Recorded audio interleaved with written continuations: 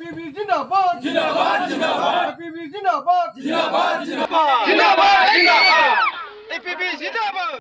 30 नं गरेस्वर समष्टियाव जों रायजोनि जोबोद सापर्ट मोनदों गासिबो अनदों दिनैबो नैयाव मंगलसकआव मिटिं खालामनायाव गासिबो सापर्ट खालामदों आरो जों आलादा आलादा जायगायावबो मिटिं खालामनायाव गासिबो जोंखौ माने सापर्ट होदों आरो एबार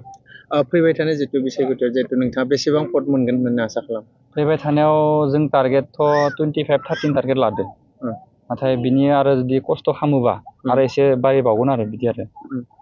जितु नोंथाङा जितु देरहासार जायोब्ला रायजो राजानि थाखाय मा मा मावगोन होननानै बुङो आंथ' रायजोनि थाखाय जोबोद सानदों थारमाने जेराव आङो 5 बोसोर थाखाय बाहेरायाव दङमोन माबा मोनसे खामानि मावदोंमोन जेथिया बेखौ गारनाबाबो रायजोनि थाखाय ओंखारबोदों जोबोद हामा नाङो जेराव आंबो सासे गरिब न'खरनि गथ'मोन देसन दाबो नुबाय थायो जोंनि लामा थांनाय लामाया जानि न'खरथिंनो ओरैबायदि बायख्लाबनाय किसुमान माने दुखिया मानसि ओरैबायदि न'खर गंसे मोना बा ओरैबायदि लेट्रिन गंसे थांनोबाबो फैसा होनांगौ जेराव चेयारमेन मेम्बार बिसोरो फैसा 500 हर फैसा 1000 हर न'खर मोनसे फैदो बुङो फैसा होनांगोन जेनेबा टाउन कमिटिनि जा जों ओरैबायदि जादों दे फैसा होनांगौ 5000 नङाबा नोंसोर न'आव फैसा हाबनाय नङा बिदि आरो बहुत बाथ्रा आरो दा जितु मा डेभेलपमेन्टनि सायाव मा बुङो जितु जौगाथायनि सायाव नोंथाङा जितु मा खामावगोन गिबि खामानि मावनायाथ' आं दा जोंनि समष्टि हिसाबैथ' मेन टारगेट जाबाय बे लामायाथ' मेनखा बे नांखागौ जायो आरो प्लास जोंनिया हस्पिटाल दङ गंसे बेयावबो दा डक्टर एभेलेबल गैया बुंनो थाङोबा सासे डक्टर दङ बेयाव मानसिफोरा फुंनिफ्राय लाइन जाना थायो मोनायावलासे मालाबा डक्टरखौ चान्सखौनो मोना माबा लोगो हमनो थाखाय बिदि आरो थारमाने लास्टाव जुदि एभेलेबल डक्टर जायोमोनबा बेयाव जोंनि पेसेन्टफोरा जोंनि गरेस्वर समष्टि जा एरिया खाथिनिफोरा गोजानाव थांनो गोनां जाया जेराव गुवाहाटि मोनहैस'मानिनो मानसिया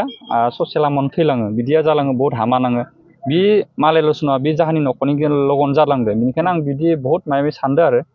किसुमान खेत्रआव सरकारि लाइब्रेरि स्कुलनि माबा बहुत धरननि सरकारि बुस्थु बेयाव दङमोन सिगां जेराव बिसोरो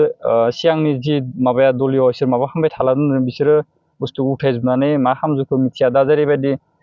बेयाव फरेस्ट अफिस दंमोन मंगलसकआव बेखौनो मा खालामदों बिसोरो पार्टि अफिस बानायनानै गालांबाय जेराव दाथ' बन्द' जाबाय देसन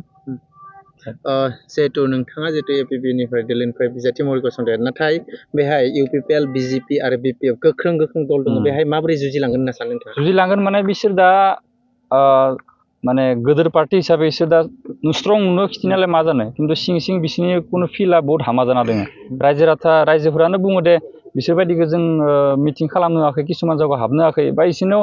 ओरैबायदि नुदों दे फैसा होनासो किसुमान मानसिया मिटिङाव लाना फैयो 500 200 हाजिरा होनानै गारि भारा होनानै बिदि मानसि गेदारिं खालामनासो खिथियो नाथाय बिसोरनाव सिङाव फिल्डआ बहुत माने माबा जाना दङ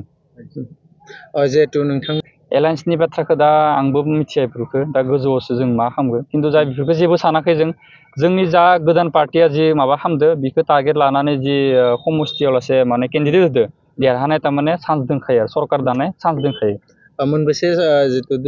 बेयाव नोंथांमोना देरहागोन होनना सानो बेयावथ' दा 18 to 20 टारगेट लादो बेनि गेजेराव 18, 19, 20 माने जाखानाय मोनसे लामायाव दङ आरो दा